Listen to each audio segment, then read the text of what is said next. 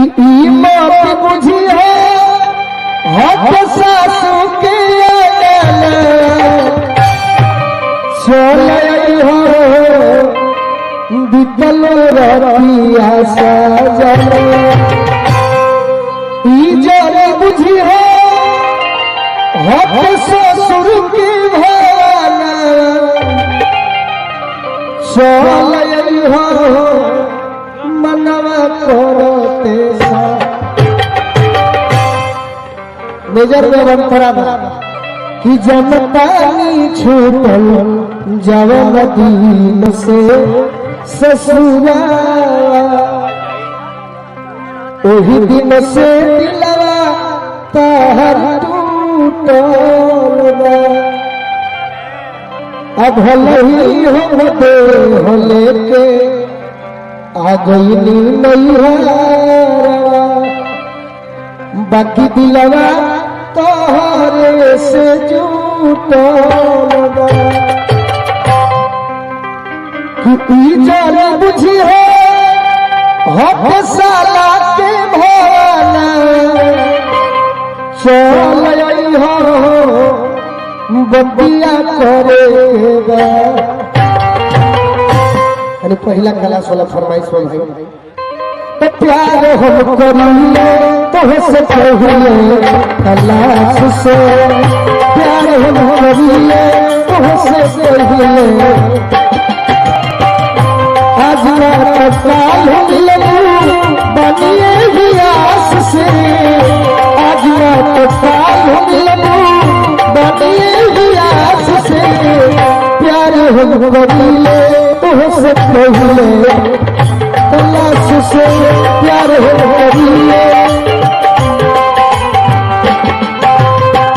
मेरा प्यार होगी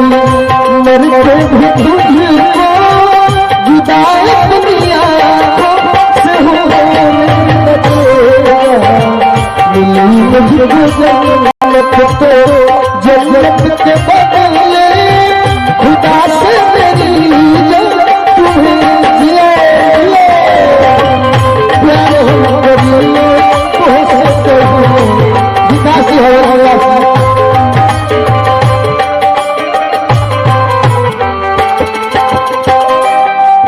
एगो गाना हमारा कमलीश भैया छेदी बजे वालो एगो नया गाना गोले बड़े घर में चढ़ई हम काठ के बड़े जवा बनवलू से हमरा बेटी हलूसा ए हो हमरा बेटी हलूसा तू तो रहलू आँख के पुतरिया छोड़ के चलल ससुरा छोड़ के चलल बाबा अरे प्यार हम करिए उससे पहले खलास से प्यार हम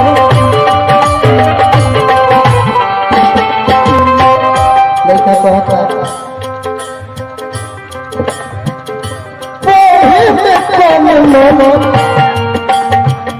लगत हुए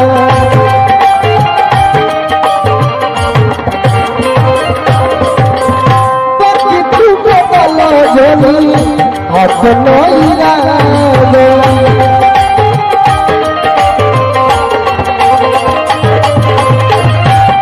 कोना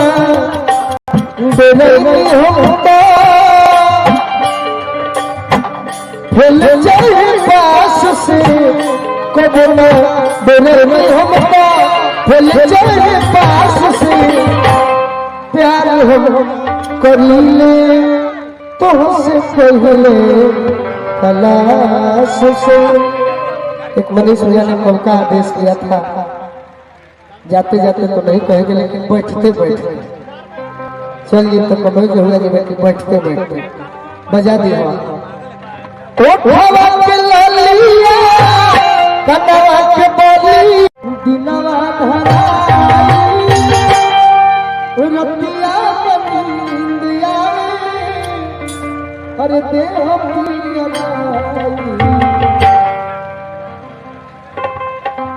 कर पोखरा में क्या याद करके बताओ तो पोखरा वाला कौन गाना हम गा देनी भाई अरे अभी बस